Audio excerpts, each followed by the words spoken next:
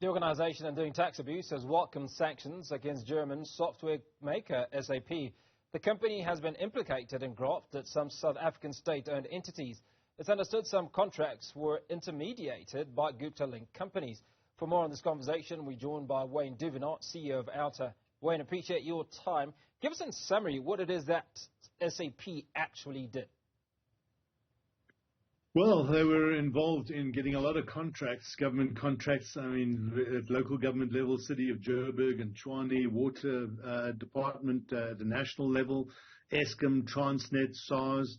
The list goes on. You know, they operate programs and systems, software applications, which are very well known around the world and help businesses to just manage their organizations. And they've been paying a lot of middlemen and facilitation fees, millions and millions of rands to government officials and people in positions of authority to get these contracts. It's a modus operandi which we see to this day, very rife. Business is the other side of the corruption coin when it comes to state funds being wasted and spent in this way.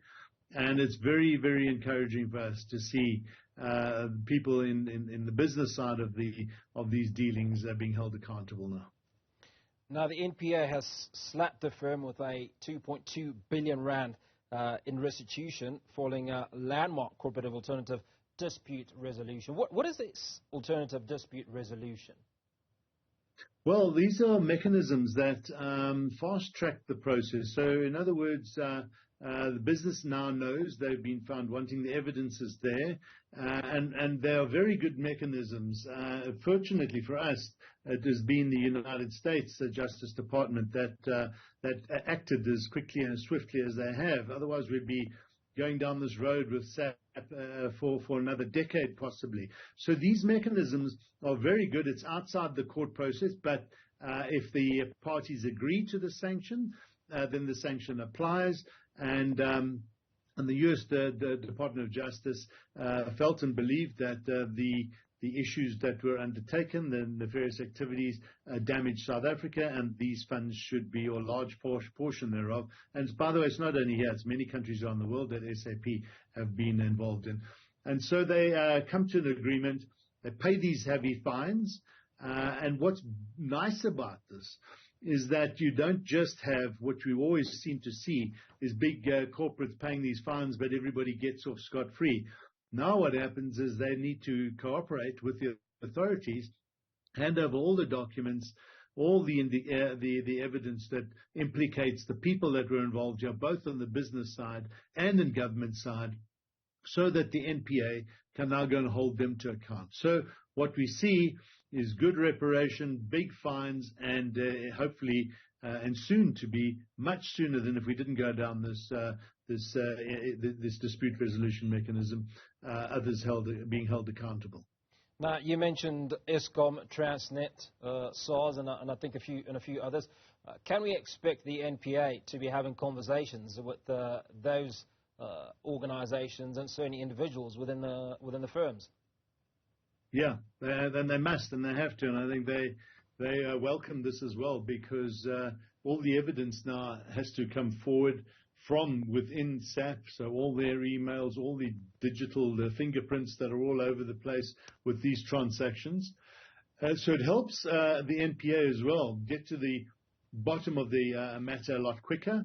And in this alternative dispute resolution mechanism, they have to cooperate with the law enforcement authorities here, and we believe that the NPA will be taking corrective action and holding all of those people found wanting accountable. And that, for us, that's music to our ears.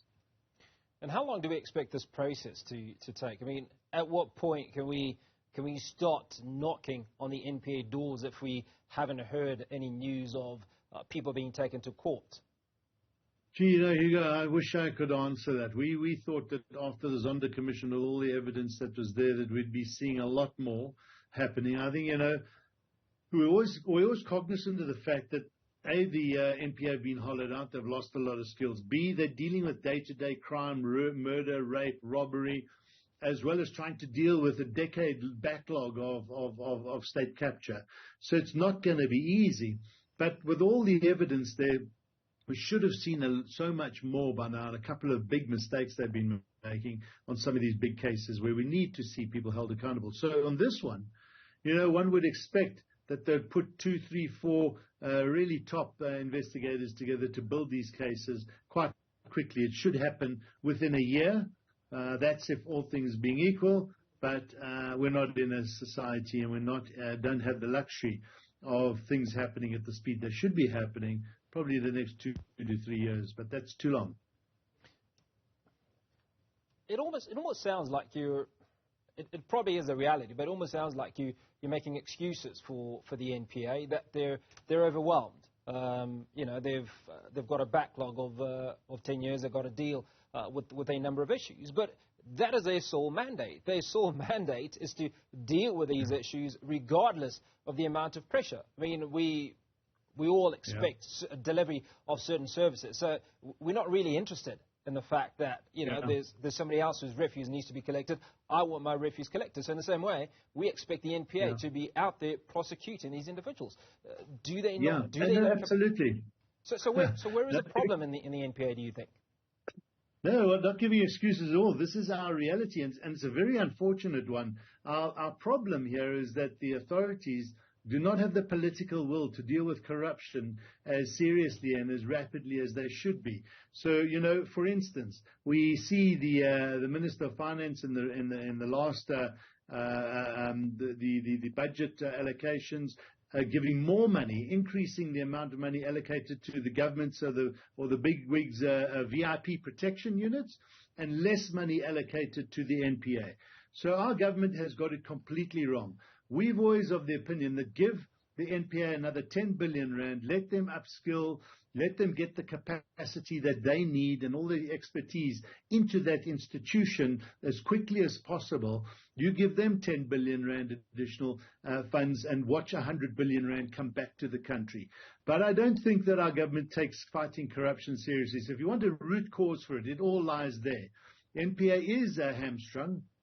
They are struggling. It's not an excuse. It's a reality. And I agree with you. It's their problem, not ours.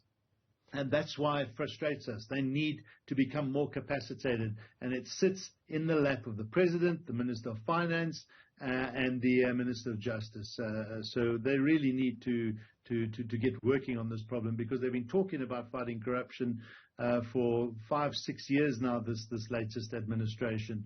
And really, nothing has actually happened. In fact, corruption is worse today than it was during the Gupta years. Now, something that you've put forward, Wayne, is the desire to see the funds paid by SAP used to support the NPA in I suppose, prosecuting state capture cases. Could you elaborate on how OUTA envisions these funds being utilized to combat corruption effectively? And is this a possibility? Yeah, look, it's not enough. These payments do go to government's criminal assets recovery account. It's called CARA, and therein decisions are made as to who gets some of these funds. So we hear that some of the police are going to be getting some of the funds for vehicles and military and so forth. But really, and it's not enough, by the way. If you gave all those funds to the NPA, it's still not enough. Most of this money should be going to, and additional funds, to the NPA, the Investigating Directorate. We need forensic investigation skills, expertise. We need systems. We need good prosecuting authorities to be put in place so that we can get on top of this corruption scourge. It really does boil down to that. Now, let me put this to you as we wrap. If you're in government and you and your cronies are responsible for a huge amount of corruption, you're unlikely then to buy more dogs to potentially come after you, to use an illustration.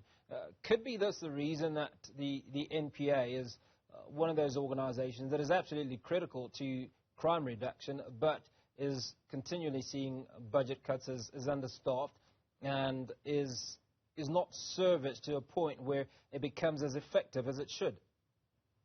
I think you hit the nail on the head. Absolutely. I think we have a government that is steeped in corruption, nefarious activities, gross maladministration, which leads to corruption. If the wrath of accountability and all the criminal justice systems are working in sync and dealing with corruption, it wouldn't be good for people in positions of authority in this country. And that, I guess, is why there is this lack of political will to really take this matter seriously. Wayne, it's always great speaking to you. Thanks so much for all your time